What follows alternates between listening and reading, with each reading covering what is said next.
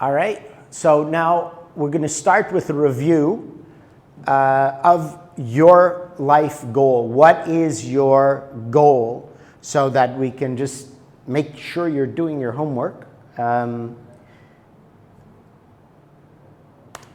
Okay, so did you figure out a project? Do you all have a project you want to do to focus on, a business, a life goal? If you want to share. So I was planning to know on import item from foreign countries, like from China, import goods, like because in Mauritius there's many goods that they don't have here. Like if you can do the marketing on TikTok or Instagram, you can actually have a good clients. Like, because first time I just imported like 200 goods, and I've been selling 200, and it's been going like pretty good. But it has not been directly from a wholesaler, from a factory. I did not go. So the price that I bought it was not like cheaper than if I could bought it directly from the factory. So I'm trying to plan to go to a boat and have a direct contact with a wholesale from factory to be able to have my goods. Okay.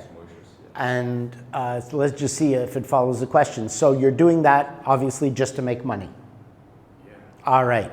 And do you know what you're going to do with the money when you have more money? In the small until like if this business, like I'll tell you something very quick, because I bought it from India. So I'm basically I'm Indian.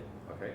So the government had a rule. They say if your ancestors, sorry, I'm not familiar with that word, if your ancestors came from India, you are allowed to apply for citizenship, the passport from India. So for citizenship come with a lot of benefits for medical, for international trade, like you don't need to pay the fees. So I'm trying to get the first thing here, then maybe about, do you remember I said about the truck, the racetrack, maybe that whole rank up. Okay. For this, there's a lot of permit I need to have from backing, you know. Permits are just other steps in the process. Okay, so you want to make money. So do you want to spend your whole life just making more and more and more money?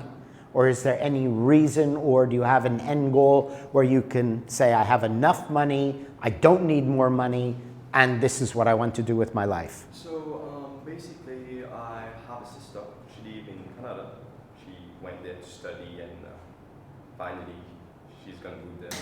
So I'm trying to have a stable life that my parents can actually go and visit her without having a financial problem, or actually looking at the bills. Oh, I have this to pay every time going there. Okay. So you want to support them. All right. This is all good, and it is a driving force to have more money, to have your family you want to do something for. But I want you to go even further, that what is the reason for my existence? Because I'm not saying I want them to die, but most likely your parents will die before you. All right, that's how we hope it should work out. Your sister should be able to take care of herself. You don't want someone to be dependent forever. Not that you don't want the obligation, but that's not good for them, right? I'm just saying that my parents are going to meet. Yeah. No, but my point is that all of your things, saying for parents, for sister, for family, they're not permanent life goals. Yeah. Okay? So we're trying to find some reason for living that's bigger than just helping other people. What can you say when you die that I'm proud of what I did with my life? I have evolved. I am more than who I was. Because if we're just making money to help other people, you're not changing. You're spending your time to make money to give to other people, so your ego feels good because then I'm helpful to other people. I feel proud of myself because I'm helpful. But you haven't evolved, all right? You need to, let's say, you will find at a point in your life when you're older that you'll stop and you'll say, what for? What have I done it for? Yeah, I made them happy. Yeah, I help people and this and that. but there comes an emptiness. I think they call that in your 40s or something. I forget what they call, but it's like burnout, huh? A midlife crisis? Very good. Yes, a life crisis. What have I done? And you don't want to get to be 50 and all of a sudden realize one day that, what for? What have I spent my time to make the money to give away to people who will forever be dependent? And why aren't they working like I'm working? Because when you work like crazy for 50 years or whatever it is, and then you've been giving your money away, you're going to wake up one day and say, why have I sacrificed my life working to make money so other people could have more fun or a better life? They're my parents. Obviously, I'm gonna make. Yes, but like I said, your parents will die before you. That's why I will try to make the maximum before they die. Yes, but I'm talking about a life goal. It's got to go beyond your parents. No, indeed, I do understand. But why you're saying your question? You say, why should you give the things that you're making to Yeah. these other people? But these other people, they're not other people besides my parents. That's why. Okay, I understand, but I'm trying to get you to see that making money for the purpose of giving to other people ultimately isn't a very self-fulfilling process. It makes you feel good. It feeds the part of you that has a question of, am I a good person? And it feeds that part that says, yes, I'm a good person. I'm worthy of living. But when they're gone, or if you're giving charity a lot, one day you're going to say that, yeah, but I worked so hard for other people to have fun, and all I did is work while they played. Why didn't I get to play? What am I doing for myself? Okay? This is a question you can't think about now because you're too young, it never reached your mind. But when you're 50 or something like that, and the parents are gone, and everybody is okay, you realize that what have I done with my life? Okay? So that's why you need to find something that gives an evolution, that you become different. That you're not just another human being who makes money to do things for other people. All right? You have to make money to do something that transforms yourself. All right? And that's what my work is all about, is it is making you evolve to a higher level of creature, let's say. Okay? And that's why we need to also think beyond those goals that are for parents or whatever, that what am I doing to make myself different, to grow forearms so I can do so much more, to have greater skill at something, that I become exceptional rather than all I did was make money to help other people. But I'm still the same person. You see? So that's what I'm saying. We've got to have a goal that transforms us into a different species, you could say. Okay? That's the idea. And that species is so creative that sees things other people don't see. And that is really where we want to go with our life. Not just work, make money, and spend it. Or give it or help. Okay? Can I share my end goal? So Yeah. I'll be honest, I don't think I'm a good person. So my end goal is that I have an obsession with cars. So I want to have all the cars that I possibly can. Okay. Not just my dream car. I want to have your dream car, his dream car. Even if I don't want it, I'll still have it. Okay. Like I want to have this much amount of money that I can spend doing it for me. Like I have a big collection of cars, you know, something like that. Okay, so you'd have to think, why do you want that? It's because of my obsession with cars. Yes, and why do you have the obsession with cars? I have a thing for speed, for noise. Like whenever I see a car, I'm excited. Okay, you've got to see where that's related to the reason that cars and speed and that, why does that get you excited? The reason for those things being better than having a cucumber farm.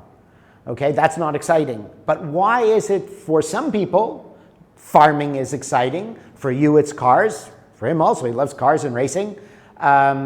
So why does that excite you? Okay, so we question, like, if you want to help your parents, why does that give you fulfillment? Okay, that's, you really got to think about this. You know, we don't have time in the class, but you got to think about it, because once you see the reason that you want it, that's when everything comes to you. Okay, that's when you become some superhuman, that all kinds of miracles happen to you. When you find the reason that you want to do what you want. Okay, and that's what is the entrepreneur's mind. The super successful entrepreneur doesn't care about having more money. Of course they do. But there's always a greater reason. Like Elon Musk, I don't know, but from what he says, he believes we're a doomed species on a doomed planet, so we need to settle on Mars so that the human race continues. Okay? That's why he wants all the money. Because he feels he can help the human race survive instead of be destroyed when the planet falls apart. Okay? So that's what I mean, something much bigger. So he's not thinking of himself having $300 million or $1 billion. He's thinking of serving the human race to make it continue. You see what I mean? So you've got to find the reasons why you want to do whatever you want to do. Because there is a reason. Now, it could be because you feel like an incompetent, inadequate, inferior person. And you want to prove that you're good. And that could be the reason. You want to prove to your parents that I am capable. Look, you know, I feel I'm not good enough, but look what I can do for you. Now I can feel better. I can get your approval. So is that the reason? Or do they put guilt on you to say, every good child gives money to their parents. If you don't give me money, you're not a good child. Is it guilt? I'm not saying what is, right?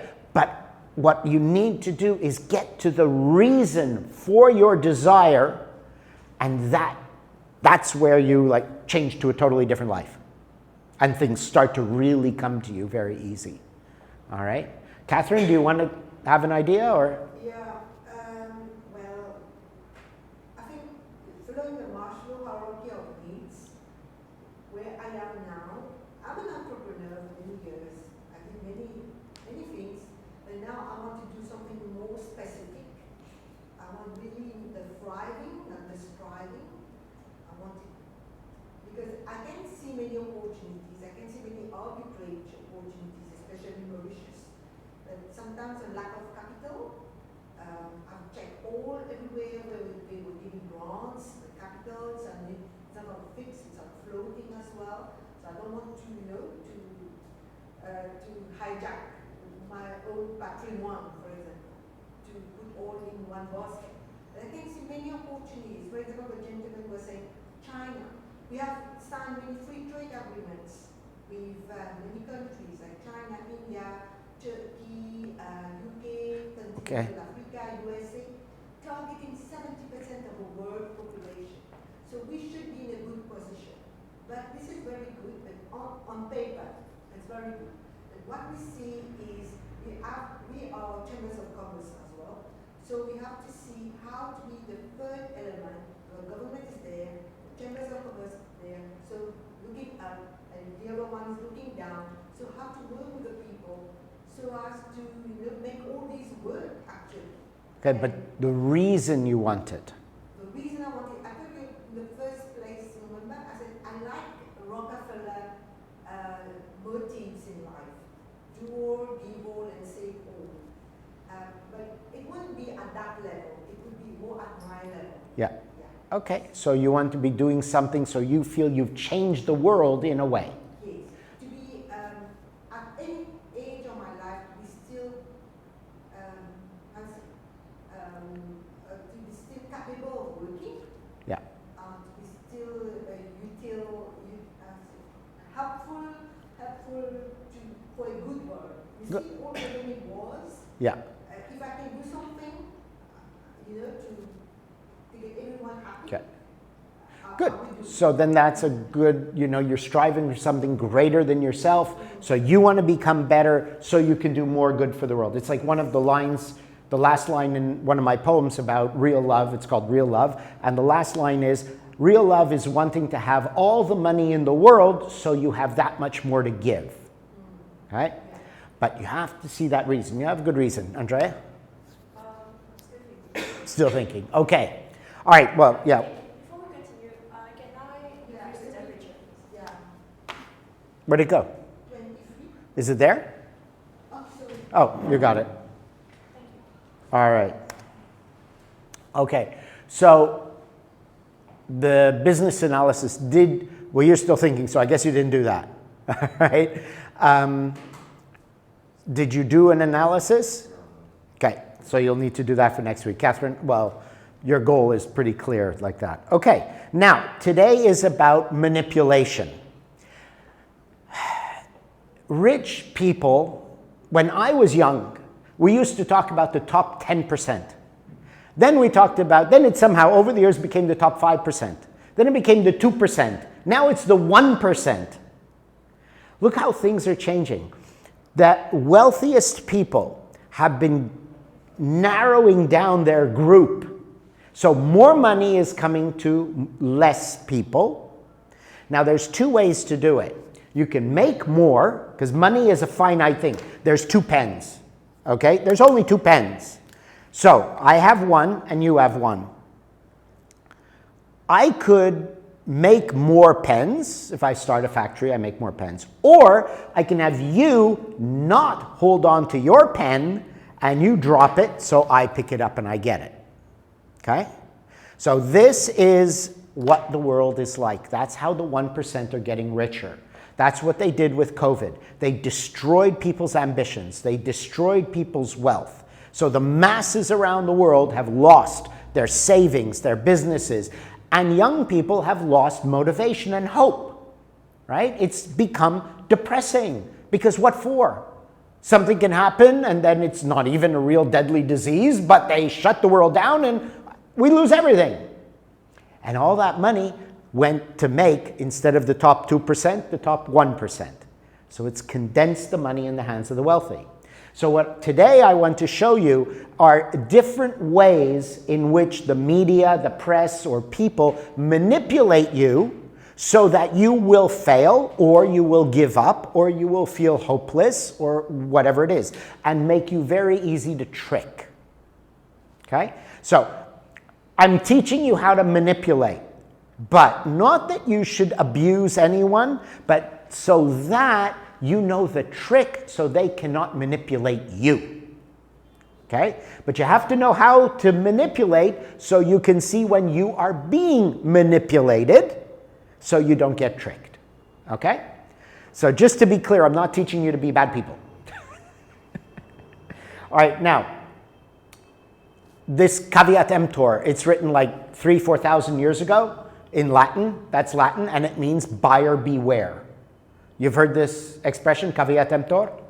Anyway, okay, well, yeah, but that's what it means. Caveat emptor means buyer beware. That's written long before Christ, okay? One of the spiritual teachings I studied is over 3,000 years old. It was found in those glass vessels in Egypt, you know, like the Dead Sea Scrolls, over 3,000 years ago, and in it there is statements to the father saying to his son, beware, there are many false teachers out there, okay? So basically, since the beginning of time, humans have been trying to cheat and trick other humans to get what they want. So we have to learn how not to get cheated, all right? Such as Ponzi scheme. Sorry? Such as Ponzi scheme. Yeah. Everything, yeah. I mean, but you will get cheated sometimes because there's always a smarter crook. Somebody else is always smarter than you. If you have the bad luck of meeting someone who's smarter than you and they are a crook, you might get cheated. So it can happen, but we can at least reduce 95% of those kind of events by becoming as more aware, okay? So this sentence is what I was raised with by my grandfather from India, okay? So he was in India, he ran all the property for Sir Victor Sassoon. The Sassoon brothers were Jews, Iraqi Jews from England who developed all of the British colonies, the train stations, the government buildings, apartment buildings, they did. So my grandfather ran all their property in India. Okay, so he met Gandhi, he knew Nehru, and so he's got quite a good variety of knowledge. And the most important thing he always told me, believe nothing that you hear and only half of what you see, because you could be getting tricked. Never trust. When I say this is an air conditioner controller, you're far away, you can't see it, maybe it's true, right? Don't believe me until you pick it up, push the button, and see if it turns on the air conditioner or turns on the projector. Okay? Don't believe it until you have actually tested to be certain. Now, you would believe your parents, right? Because they're your parents, they wouldn't lie to you. Okay, well, they may not be lying to you, but what if they believed a lie that someone told them? And they repeat the lie, believing it's true, so then they therefore have lied to you. So everyone, even your parents, your closest friends, companions who you know you can trust, may lie to you inadvertently by repeating a lie. So this is very important in your success, is that you must not let yourself be cheated, because it destroys your self-esteem. When I said that this is made of solid gold and I'll sell it to you for 20 rupees, and you buy it thinking it's gold, and then you find out it's plastic, you feel like an idiot. I should have known. How could he give me that gold thing for 20 rupees? But whatever reason, he tricked me, I believed it. So I feel stupid. So when you get cheated, it's not just your money, your time, whatever, it's your self-esteem that you lose. It destroys your self-confidence because you feel like an idiot. All right? So that's why this is very important. Now, I love this saying, insanity is doing the same thing and expecting a different result.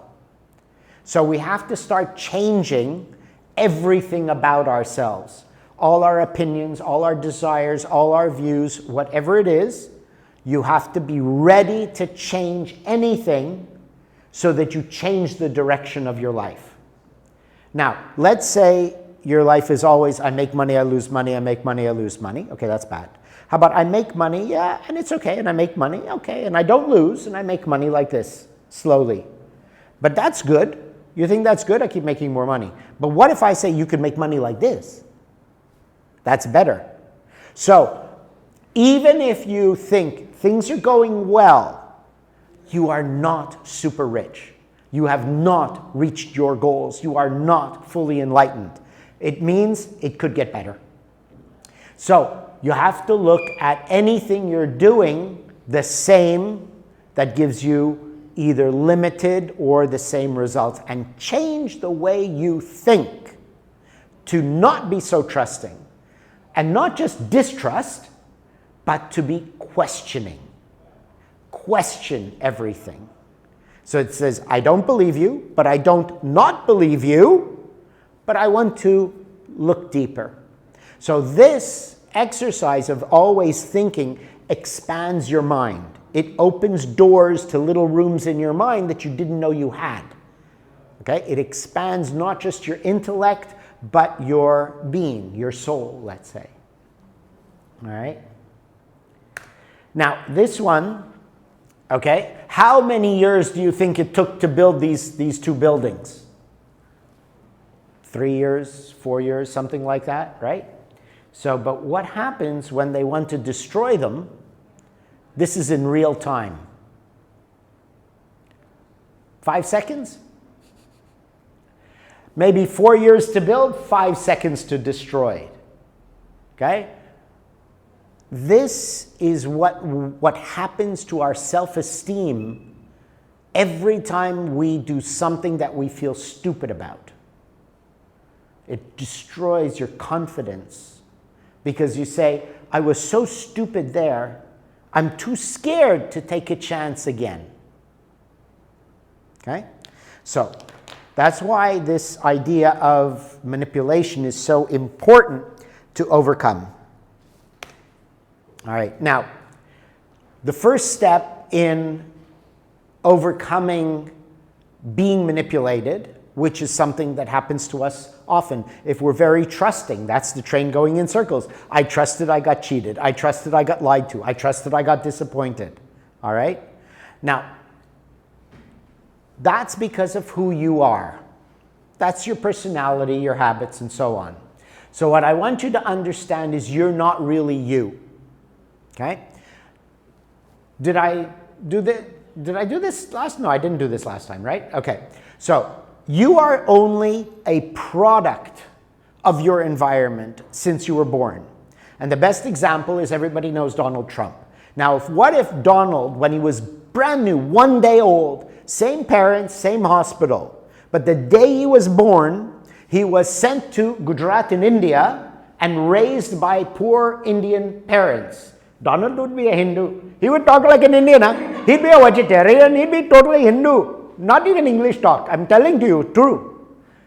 Because but in India, they raise him like Indian. He eat curry instead of eat meat and potatoes. Eat curry, eat chapati.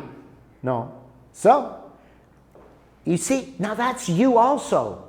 Your language, your culture, your religion, everything you believe about life is just because of where you were born. I'm not saying it's bad, but it is bad. And I'll tell you why it's bad, because it's limited. It makes you like this, and you go through your whole life like this. I was in, which country was it? Norway. I was in Norway. I was in Helsinki. I needed a taxi to get from the hotel to the airport. Taxi driver comes. Hello, sir. He's totally Indian, huh? Totally Indian. All right, so we're having a nice chat. He's with Indian accent, just like this. He's talking Indian. Totally Indian, huh? Maybe he's 30 years old. And we're talking, and I said, so when did you move here? Oh, I was born here. Norway. But he talked like an Indian. But he's born in Norway. That's how strong the influence of our parents are, that he could speak English with an Indian accent instead of like a Norwegian who actually speaks pretty good. Good. Pretty westernized type English accent. Okay? So there's nothing real about you. Everything about you is formed, which means your opinions, your beliefs, and so on. Now, my father always told me, if you get a job, even $1 an hour, grab it, keep it, and just thank your boss. Thank God you have a job. And I thought, well, that's really stupid. What am I going to do with my life if I just take any job and stick with it? So he tried to program me in his idea of what would be safest and best for me. But then where would I be? I certainly wouldn't have my own airplane or have flown across America in my own airplane or seen 97 countries so far and so on, right? So you have to think also about everything that makes you you. Everything you believe. Is it you? No. It's because you were taught that. Parents, aunts, uncles, society, school, movies, everything. You know, I'm a little older than you guys, and I have seen clothing styles change. And you know why they changed? Because they put it in the movies. Something different, and then everyone starts dressing differently. It's a big fad, it was anyway, where the boys will wear their pants like halfway down their bum. Why? Because in America, they started to take on the way prisoners dressed. And the prisoners, their clothes are loose and baggy, they're not tailor-made, and they're usually hanging down. And this became somehow the fad. And then everybody started dressing like that. Or you wear a baseball cap. The idea of a cap is this is a sun visor, but they wear it backwards. What's the point? But people do it because everyone does it. To protect against insulation. It's easier to go along with the crowd, right? Yeah. So you've got to think really everything, your clothing style, everything about you. So one exercise would be to change as much as you can about you, and one of the easiest things is totally change your clothing style. If you like dark colors, start only wearing yellow, pink, red, bright colors. Okay? Change as much as you can about everything about you to start to see that I like this. Why? I don't know. Usually that'll be your answer. So then do it differently so that you can see why you like this. And the point is to prove to yourself you are not you.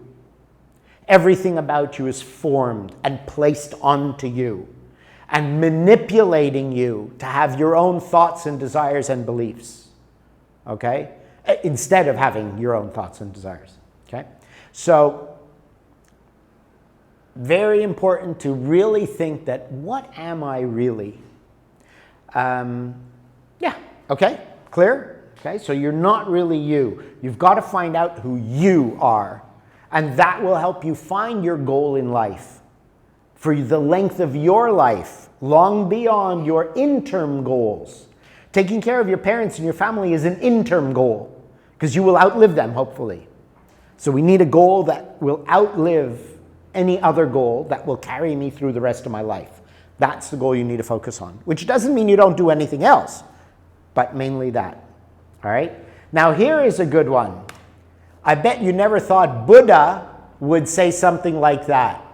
You can take a picture and read it later or watch in the video. But Buddha was also teaching, don't even trust me.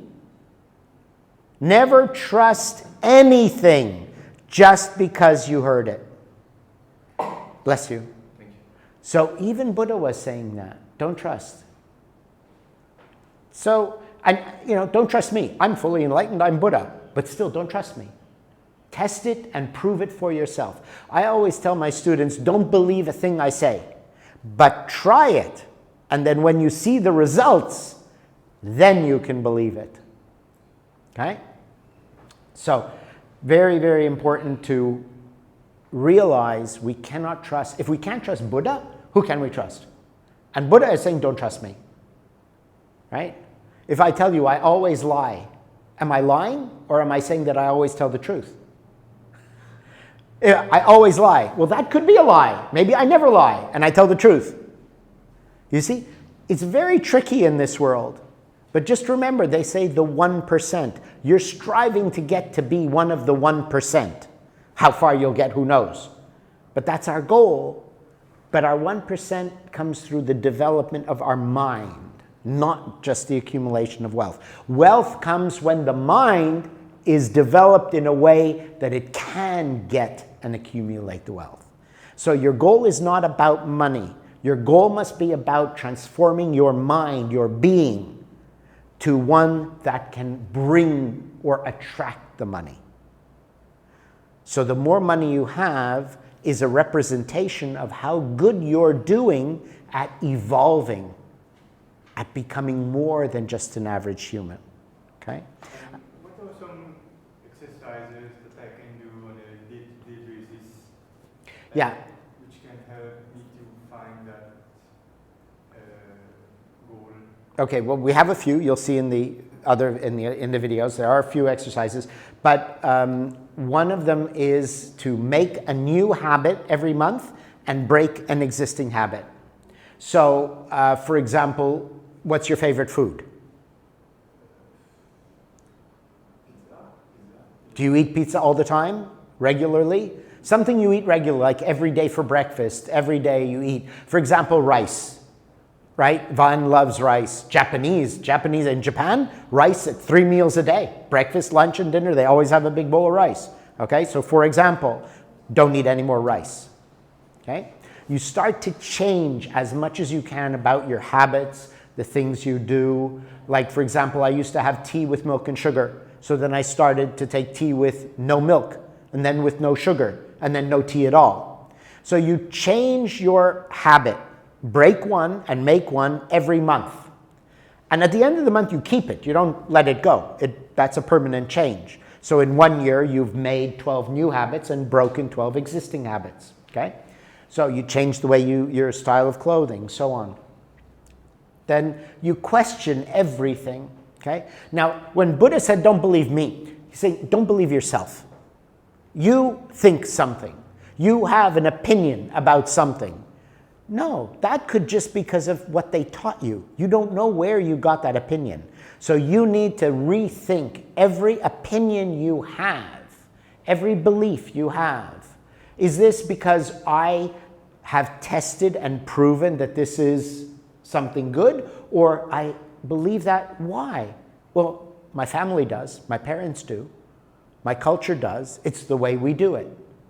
If that's the answer, then you have to stop doing that, at least for a while, to test and prove, is it really you who's choosing, or has someone else chosen for you? Okay? So those are some. And you'll see the other exercises, and we'll talk sometime during the week. Okay? Now, manipulation is a fun story. I just, like I say, test everything, right? I don't know about here, but maybe you know, if you go in a coffee shop, you get these little cards, loyalty cards, and if you buy 10 coffees, you get one free, something like that. Okay? So I was living in Dubai before I moved here, and there's this lovely little Filipino girl who's working at the coffee shop. Okay? And it wasn't busy, no other customers behind me. So I saw the cards, you know, they have them there. And I took one, I said, oh, you stamp it? Yeah, well, yep, stamp it, okay. And then we start chatting. Oh, how do you like it here? And what do you do? And chit chat, chit chat. And then I put the card back on the table, on the counter, and she saw the card and stamped it. I took it back, and we chit chat again, and she's having so much fun, and I put the card back on the table, and she stamped it again. You see, we're so asleep. I got 3 stamps until she thought, I thought I did that already. I tried to keep going, see how long it would take her. But can you imagine how easy it is to manipulate people? Because if you make them feel good, if someone makes you feel good, your defenses go down. You become more trusting, okay? So do something like that. Find a way you can manipulate someone through nice talking, friendly talking, distractions. Like if somebody is saying, no, you know, that pen is blue, and you don't want them to know it's blue. You want them to forget about it. You know, or they say, oh, this doesn't work, or whatever it is, there's a problem. Someone's talking. And you try to change the subject. And just try to get their mind away from that by talking about something totally different, and see if you can make them forget what they were trying to talk about or complain about. Okay? That's a very good exercise. So you become good at manipulating people so that you will see when people are trying to manipulate you. And that helps develop a greater mental focus, ability of focus. Okay? So yeah, just remember the coffee card, and see if you can do something like that. Just to manipulate. And just do it where it's harmless, right? Getting her to stamp 3 instead of 1, it's harmless, doesn't hurt anybody. So, in fact, I even kept that card, so I didn't even fill it up and use it. So find something harmless and practice manipulating people, right? When they're focused on something, get them to think of something else. Anytime you're with your friends, any conversations, try to just get them to talk about something and then switch it to something different and switch it to something different. Once they're really getting into that topic, how can you get someone to completely let go of what they're thinking and make them think something else? Is that clear? Make sense? It's fun and a great exercise, and it shows you. Okay. So like I said, today it's about how they manipulate you into having no self-confidence, doubting your capacity, or thinking this is what I must do with my life, guilt, obligations, okay? Now, money is everything, as I said, right? Because if you make shoes, you can't go with a pair of shoes to the baker and get bread if he doesn't need shoes, right? You need money. Money is the universal form of exchange. So why don't we have money? A lot of people don't have money because they feel it's bad, it's dirty, right? What do you think of super rich people? Generally, they're arrogant or egoistic or something like that, right? People who love money. So you might think, it's not good to love money. That's what they always said. But whatever your personal opinion about money is not the same as mine, where I don't see a pile of money I see food, a house, a car, education, whatever it is. So you transform your view of money that it's not money anymore, it's something else. Okay? Because you will have been affected by sayings like this: money can't buy happiness. Have you heard that? Do you believe it? Okay, but part of you does, because you hear it so often, and everybody will tell you, especially when I'm cheating you. When someone cheats you in some way, and you say, yeah, but you're taking my money, or now I have to spend more money, and they say, money doesn't matter, it's only energy. Money doesn't buy happiness, don't worry about it. Okay? You're going to get that a lot as you get into business. Older men, I had one business, I was earning net income, profits after everything, $280,000 a year. This older guy, I was 23 years old or something like that, early 20s, and this older guy, a friend of my aunt, so he's, you know, my father's age or older, he offers to buy my business. He offers $200,000. I said, why would I sell for less than I make in 1 year when it's a thriving business? And he said, I'm older than you, so I'm smarter than you, so you should take my advice. Better take a small profit now than wait for a big profit later. So he's giving me fatherly advice to screw me. So he gets an amazingly great deal, right? So you're going to encounter people who will try to trick you, okay? Anyway, there's too many stories I can give. So money can't buy happiness is a prevalent thought in the world. And it is used to make sure you don't strive after money, to keep you down, to keep you easy to manipulate. Now, this is a big lie, and it's an obvious lie. Does going on holiday make you happy? Does a new car make you happy? Does a new iPhone make you happy? Money does buy happiness. So I want you to have a real burning desire for money. You've got to realize money is happiness, not just the toys. Money is good medical care. Money is good food to eat. Love money.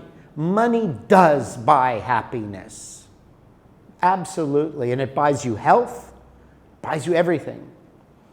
All right? So that's just one example, another example of lies that we're fed that the whole world loves to believe. Why is it? They said 80 individual people. 80 individual people, their combined wealth is greater than half the human population, which is 4 billion people. So 80 individual people have more money than a combined 4 billion people. Right? So that's because of these lies. So they keep the people poor by saying money can't buy happiness, you don't need it. I'll take it. All right? Here's another manipulation. I love this. This is Dubai. In Dubai, have anybody been to Dubai? Okay. Just the airport. Okay. In Dubai, there's these 6 lane on each side. So like 12 lane highways. And the train, the metro train runs on one side. So you have to cross the highway to get over sometimes, right? So they have these big bridges. And it's so hot in Dubai, everything is air conditioned. So you've got these bridges that are enclosed and beautifully air conditioned, crossing the highway at every train station in different places.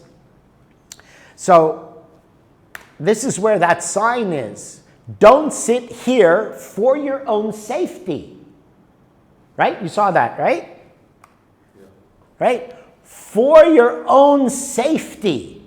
Now let me ask you, if sitting here is so dangerous, how is it if I'm sitting, don't sit on the table, it's for your own safety. So like this. How is it my own safety? I shouldn't sit here. It's ridiculous, right? But nobody sits there.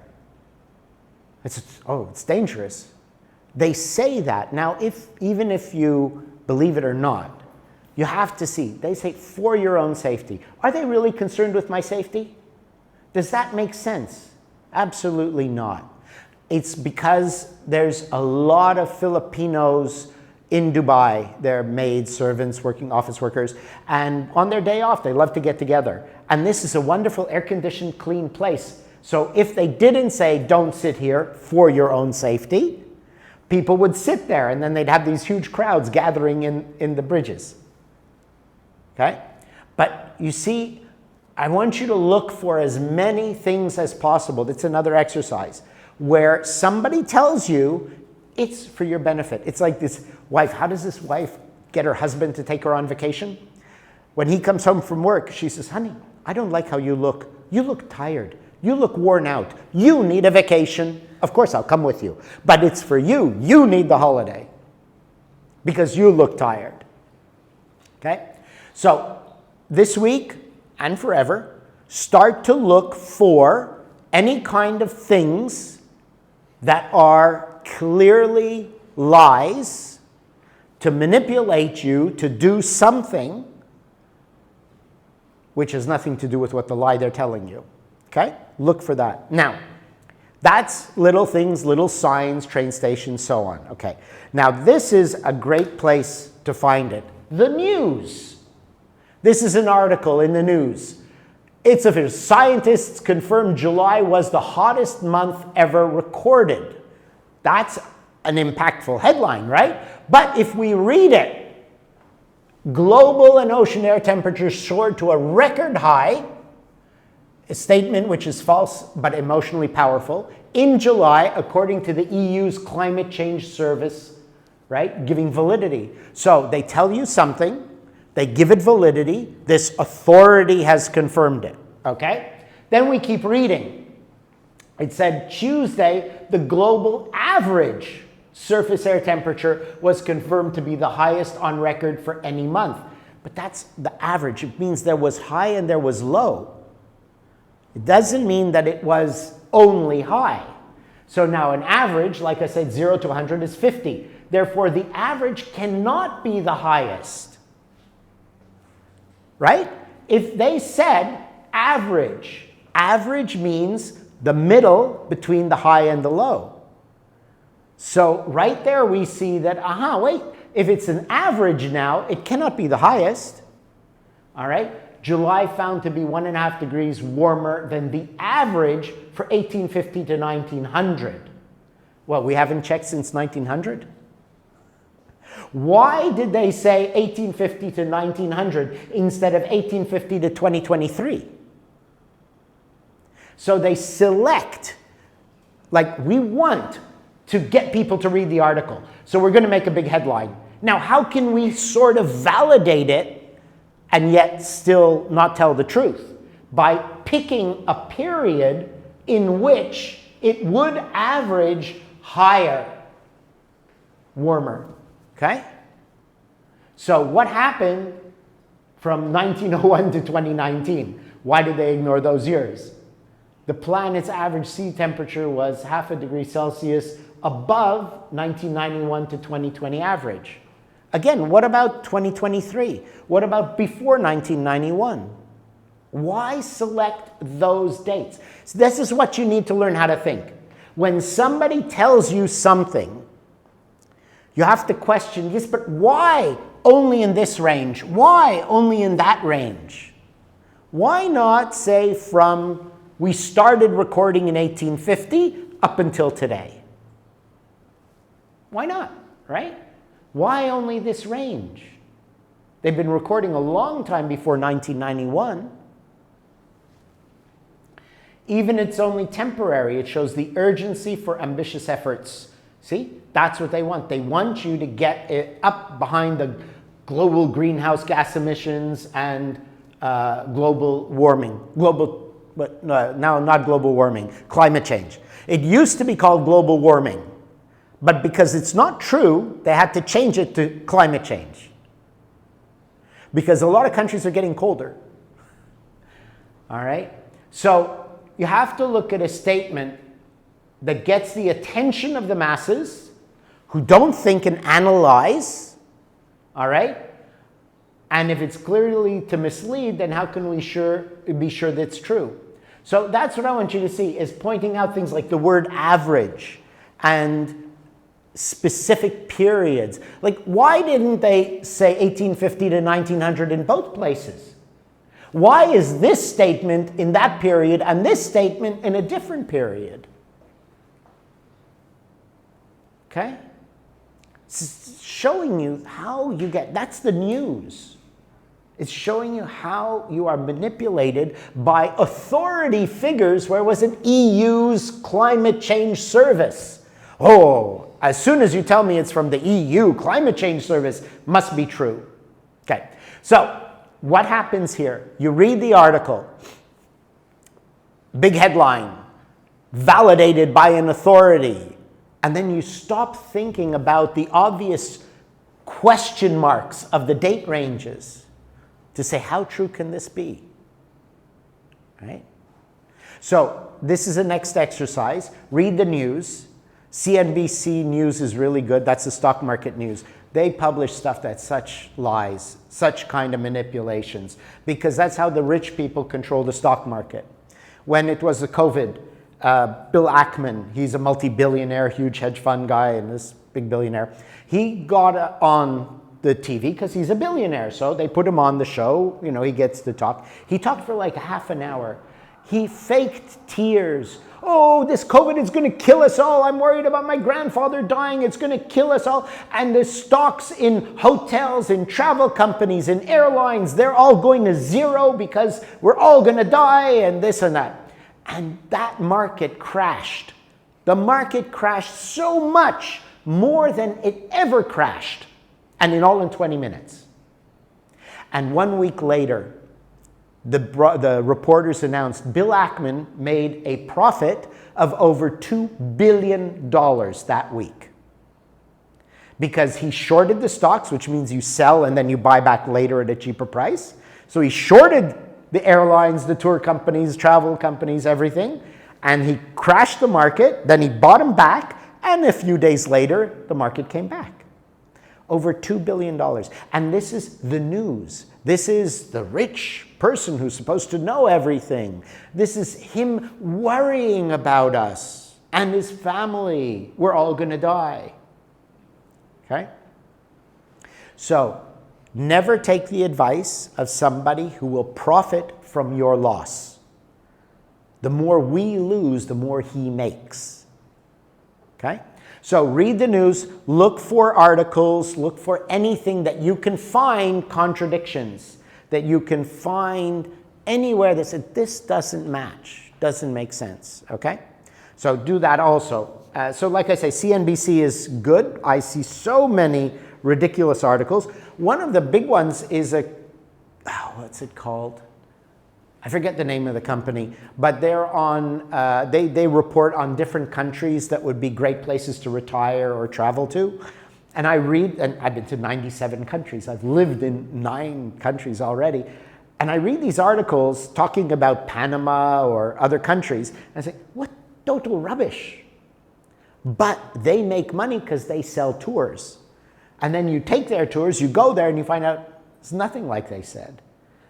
So everything you've got to look for, where will they gain if I lose? Where are they saying things that they could get away with, which they also put in something that I know questionable, okay?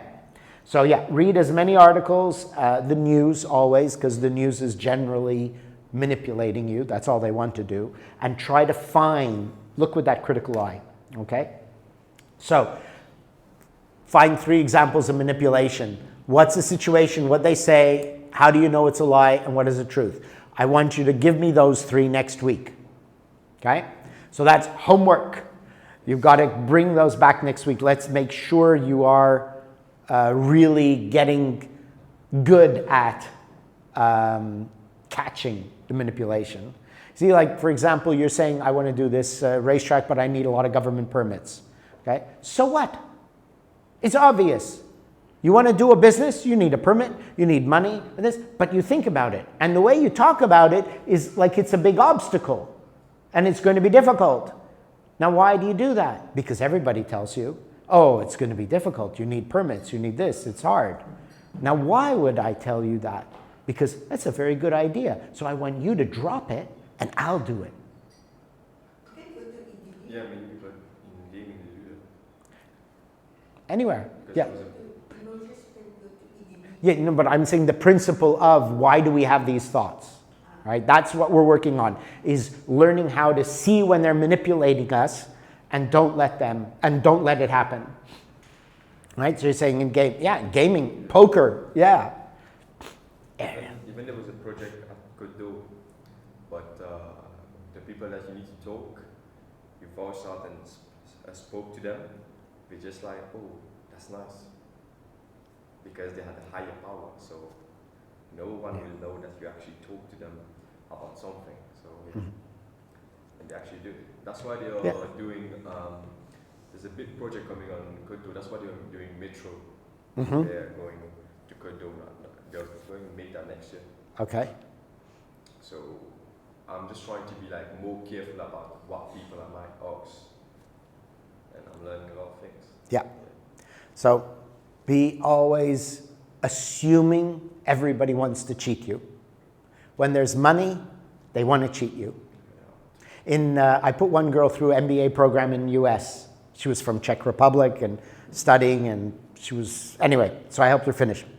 And one day she said, you are so good. I was the only one, there's like 100 students in the class. The teacher asked a question, and I was the only one who knew the answer because you taught me that. And she said, the teacher asked, when a businessman tells you something, he is, she said, lying. He's lying. He said, correct. Because when there's money on the table, you never trust anyone. All right? Go forward, but always knowing the chances are they're going to try to cheat you somewhere. So we've got to look for that. Any advice they give you. So like you said, you talked about it last time also. Oh, but I need a lot of permits. Yes, so what? You need land, you need permits, you need money, yeah, of course. You want to build a house, you need cement, you need windows, you need doors, yeah, so. But to think about it and say it shows that in your subconscious, you see an obstacle. So, you see, not clear-minded as you might think you are. There is an influence that people put. It's a big capital to invest in this, so that's Fine. why I'm trying to do part by part. Like you ask me what I'm going to do with money, so reinvest about the profit or the cost is going to be. No, that's fine. But I'm just pointing out the one thing when you're talking about the permits, that we shouldn't think about what the problems are. We should just think about what pieces I need, and I'll go and do it. Don't say, oh, but this will be difficult. Because a lot of people will tell you when you want to do something, but that's very difficult, very hard to get the permits. I mean, the comments on my TikTok make me want to stop doing the TikTok because people are so bloody negative. Oh, there's corruption. Oh, you know what? In Quebec, where I'm from, I was in my early 20s driving a Mercedes, okay? One day I'm driving, very good, nice, perfect driving. Police pulls me over, gives me a ticket. Why? Because I'm a young guy, I'm English, and I'm driving a fancy car. So, Quebec is full of corruption too. The police give you tickets and you can't fight it. I went to court to try and fight it. The judge is also a French Canadian. And as soon as the bailiff calls my name, he says, oh, English and Jewish, guilty. I didn't get to talk. No, you're guilty. Policeman said you did it, you're guilty. Yeah, but I have the evidence that I wasn't. I have witnesses in the car that I didn't do anything. Guilty. All right? So people say, oh, that's so corrupt here, so corrupt here. I'm saying it's corrupt everywhere, even Canada. All right? So these are all excuses people are making. I talked one video about get some land and plant and grow some vegetables and then sell them. Oh no, but then the drug addicts will steal your crop before you can sell it. Well then how come so many people are selling vegetables on the roads? Right? Oh, you'll never get the land. Someone else actually said, I have land and I'd love someone to come and do the farming. You see, because so many people have negative thoughts, it influences you. Because you believe. Now, it doesn't mean you believe the person who's lying to you. But if your mind likes to trust, likes to believe, then sometimes you're going to believe a lie at the same time. If you want something badly enough, you blind yourself to catching the obvious. Okay?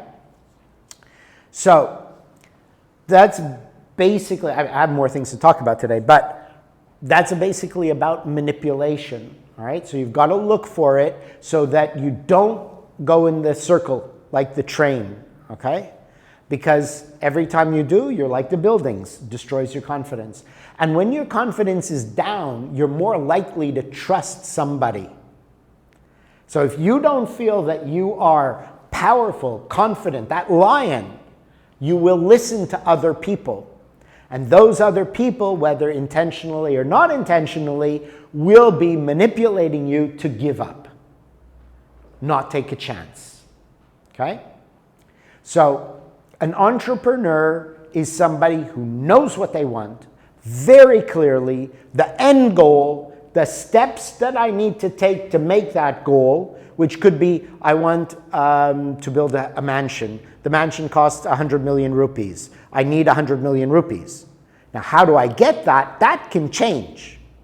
The way you make your money could change. But your end goal is the mansion. The necessary for it is 100 million.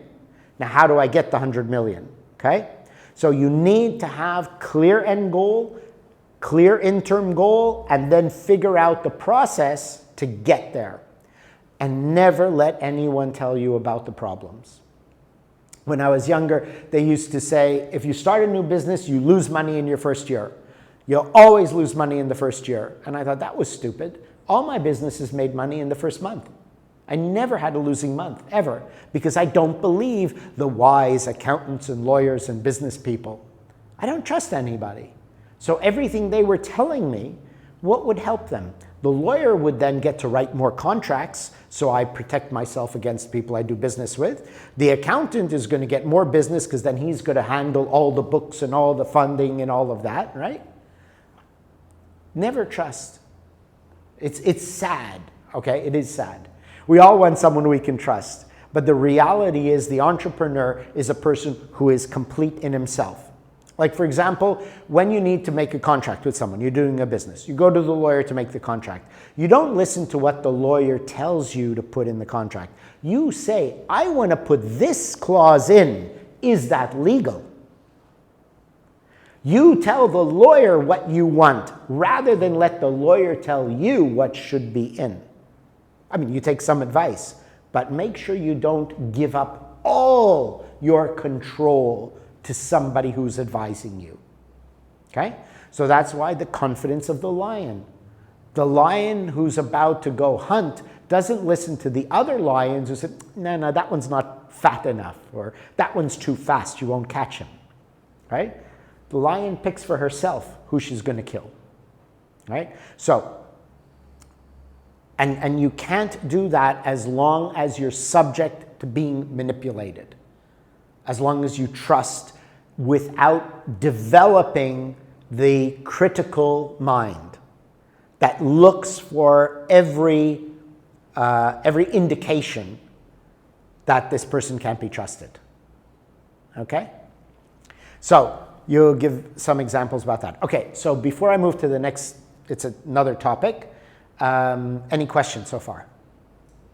In terms of manipulation, how can I learn how can I become a better manipulator? Like, for example, in the workplace, I see I have a job at an event in a company. Like, compared to my colleague who is a great manipulator, he's much closer to my boss than I am. And I have this thing where I'm not very well at sweet talking, but he's really good. Like, he gets that, he knows how to do it. Like, okay. That actually is exactly what the next section of the talk is about. That is exactly there. But you first have to see by these exercises, like I showed with the article and that, start to see where people manipulate other people by catching where you're being manipulated. Okay, that's a first start. Okay, but any other questions? It's all good? Okay. All right, now, this is one of the things from the All Is Mind course, okay? This is the 3 natures. Now, every human being is only one of 3 types, personality types, okay? There's only 3 personality types in this model. You're either an intellectual or an emotional or moving. Moving means like physical, a jock, a sporty person, okay? Now, you will have parts of the other. So the intellectual means you're mainly intellectual, and you have emotional and you have moving also. So everyone has all 3, but the question is which one is primary and which one is secondary and third, all right? So yeah, don't look at these things. That's other parts of the model. Right now we're only looking at the 3 natures of people, all right? Now, All Is Mind, my main work is all about psychology. It's to become perfectly balanced, all right? So right now you're off balance, like all humans are. The goal of that work is to become perfectly balanced so you are equally emotional, intellectual, and moving. The reason is 2 people get together, a husband and wife or whatever it is, and they fight a lot. They have conflicts a lot. Why? Because I see this white and you see blue. So, intellectual person always analyzes. Lawyer, scientist, doctor, very analytical. You ever go to the doctor with a problem and he just looks, take this pill. Yeah, but I didn't tell you how I feel and all of the problems that I'm getting. No, I know what it is. Take this pill, right? They're very cold. Intellectuals, hard facts. The emotional person is, oh, the birds are so beautiful, and look at the forest. Oh, it's so lovely. I want to write a poem. Okay? Emotional are the musicians, the artists, these type of people. And the moving center, the jock, that's all sports. They're in the gym, they got the big muscles. I want to live longer, be perfect health, watch what I eat, have protein shakes, be in physical form. Okay. But, of course, each of them can have a relationship, can have a family, can do a job, can play some sport or activity. It's just where is your primary nature will determine how you see things. When you're perfectly balanced, you can see what the other person is and talk to them the way they see it. Because when the woman comes home from work, let's say, and men can be emotional and women intellectual too, but typically women are more emotional. So a woman has a job, she comes home at the end of the day, and the husband is there, or the boyfriend, and the woman is saying, oh, I had such a terrible day, my boss was picking on me, the clients were complaining, and this, okay, well, we're going to fix that, because I'm going to go talk to your boss and put him in his place and tell him to be nicer to you, and she's like, no. And then you end up in a fight. Why? Because the man, intellectual nature, wants to just fix problems. But the emotional nature just wants to talk. All I want to do is tell you how I feel, and I want to hug. Okay? Now, if you don't understand the 3 natures, and that's relationship, it's at work, it's every human interaction. If you don't understand how to know what the nature of another person is, and you are not able to switch from your main nature to their nature, you'll always miss each other. It's like this, what is a monologue and a dialogue? A monologue is basically one person talking to himself. A dialogue is 2 people talking to themselves, not really talking to each other. Now, I learned this when I was a very little child because I'd see my parents fighting and arguing, and I could see, but what he's talking about is not what you're talking about. You're actually talking about 2 different things. They think they're talking about arguing about the same thing, but I could see that they're talking about totally different things.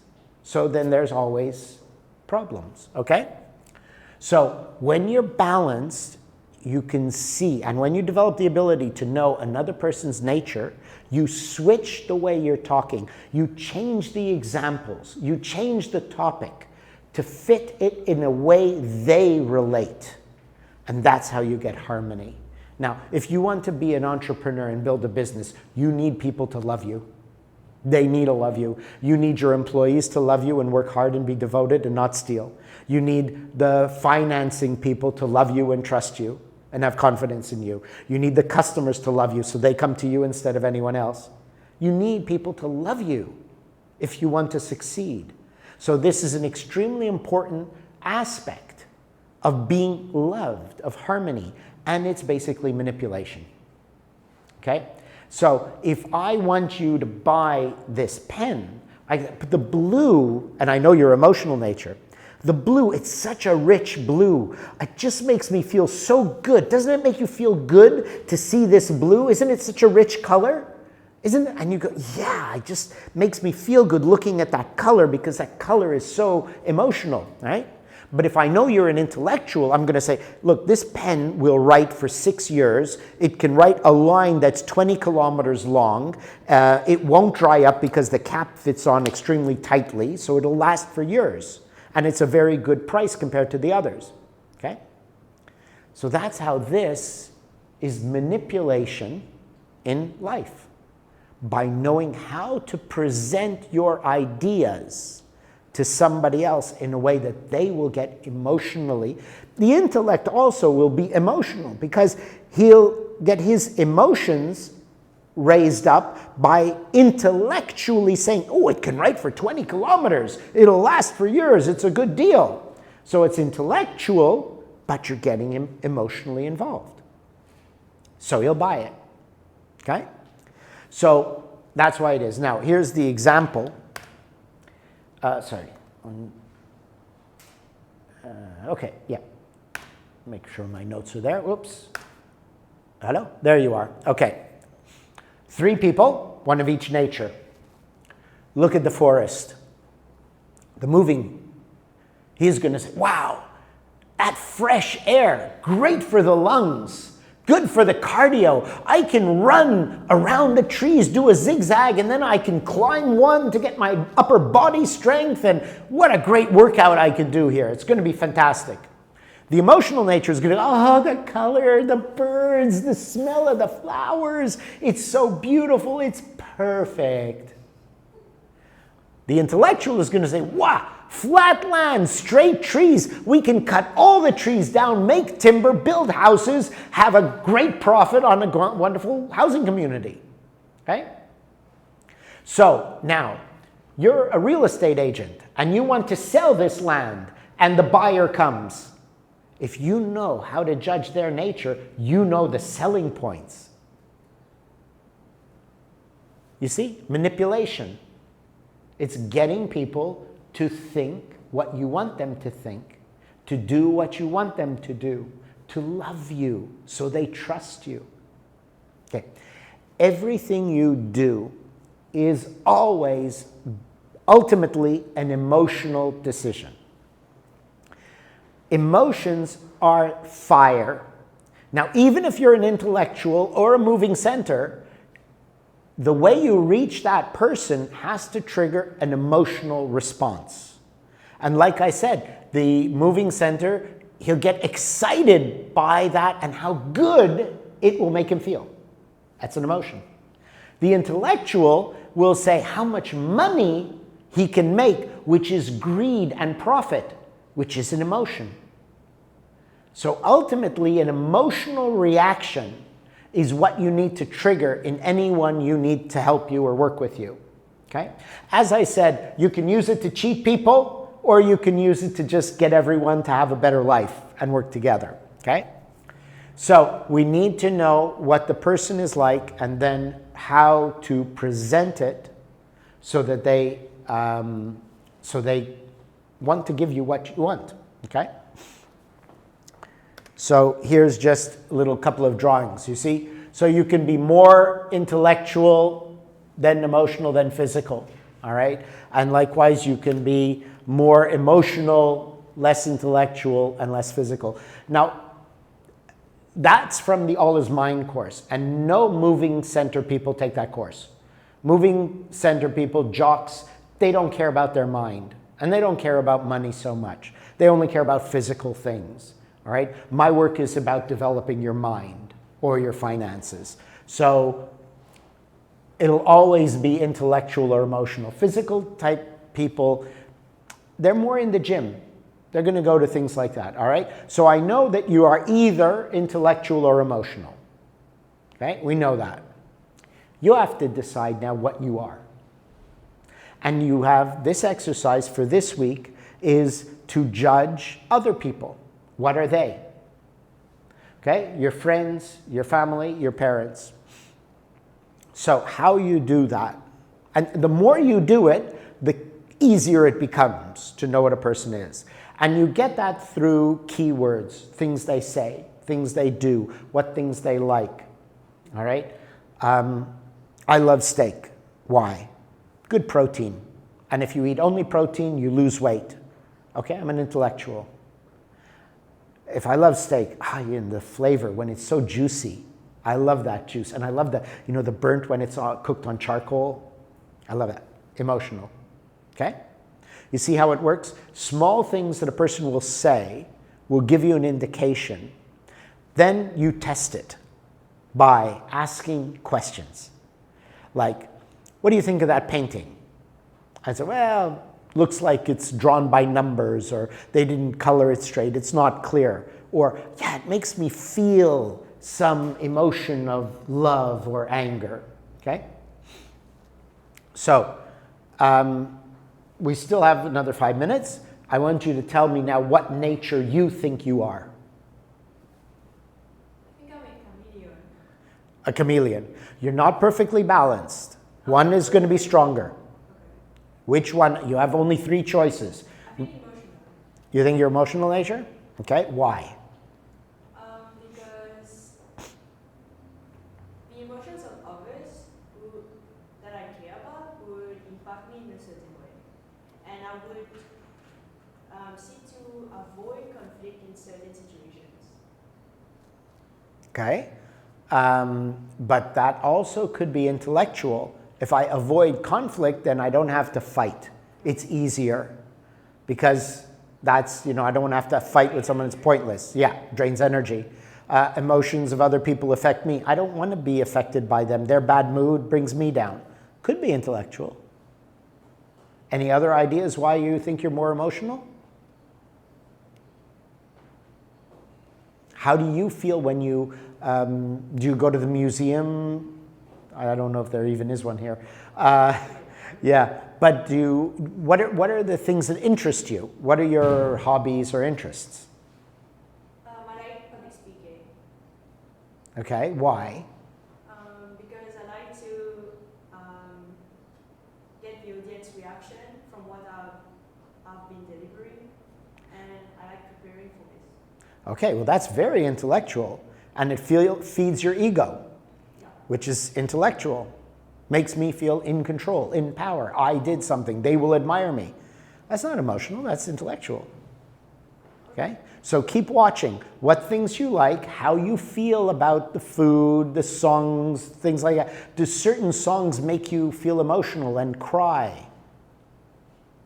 The movies do that, So think more, start observing by observing others. You will be able to understand yourself better the more you start to analyze others. Okay? What do you think you are? Both, but intellectual is more. Okay? As like for friends, etc., they more reach me as for like advice, and I control a leadership for my team for like 4 years. So maybe I'm just thinking like that because I just know right now what it is. So yeah, I'm not too sure. Okay, but that sounds good. Yes, you control others, you're like the boss, so therefore you have to have things planned out well, analytical. Okay, but keep observing, and especially others. I think I'm a mix of all, with emotional being the least. The least. Yeah. Because I tend to think more of a robotic way of living. Like if I need to do something, it's not my emotions do not affect me. The job has to be done. needs to be done. Where even if I'm feeling sad or if I'm feeling happy, I need to like go to the gym 5 days a week. Make sure my diet is correct. So I'm a physical person. In terms of intellectual, I'd say like I like avoiding conflicts. But I'm not really sure about emotional because it depends on what type of thing it is. Like for example, if it's interacting with people, it's not very high in terms of emotion. But if it's in terms of like animals, dogs, I'd say my emotional side is higher. Even when I see things like I like cars, when I see that I'm more, my emotion side is higher compared to when I'm interacting with people. Like when I'm interacting with people, I think more intellectual, like what do I have to gain from that? Like if I'm talking with you, what do I have to gain from this conversation? So it's not really emotional. Right, remember, we are all three. We have all three in us. We want to find the primary. What is your primary nature? All right? And so you can think more about that, observing the things you like to do or whatever it is, how you feel this week, and watching other people, trying to analyze them. Okay, Catherine? Yeah. So if I'm pressed for time, I will be more intellectual than having time to do I aim at a whole thing, whole being. Mm-hmm. But if I'm pressed for time, I will go for intellectual because I will get many things done, and that 20% would give me the 80% that I need. Right. Watch how you interact with other people. When someone has a problem or they want to talk to you about something, whatever, how do you react? Do you analyze it? Or do you just feel their feelings and are compassionate and loving and understanding? Can you sit and listen to someone talk and complain about their problem? Or do you feel, no, I can solve this, we can solve it, we can find an answer, okay? Start to observe yourself this week in how you interact, all right? Okay, so let me just see. Well, you know, I love how that works out. I always finish exactly on the minute, pretty much, usually. So this one, so we want to know your analysis. So next week, or send it to me on the WhatsApp group, what's your business? And then answer all these questions, okay? I want to have that so we can actually proceed. I was hoping to have you have that done today so we can proceed with that. And then, yeah, that's cool. Next week, we'll start with that. So answer all these questions, have your numbers ready, and the other things I asked you so we can review what you've done so far. And then next week is going to be talking about more of the ethics, morals and ethics to build our self-esteem, okay? So then we'll have that. We'll start with the business analysis and then we'll get into the self-esteem, building confidence. That's not just confidence in yourself, but how other people will have confidence in you, okay? So when you combine, let's say this one.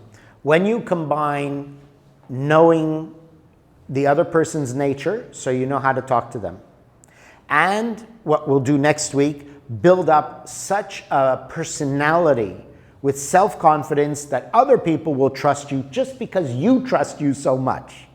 That you're so confident, it instills confidence. So you relate to them that they open up to you by being in their nature. You are a person that automatically people will trust, all right? And then you're going to have your business analysis. And between those three things, you'll be absolutely, once you've mastered them all, absolutely ready to succeed at any business. Not just what you pick now, but in the future, any new idea you have, okay? So yeah, please make sure you do that slide and have that. And that's it. Any other questions?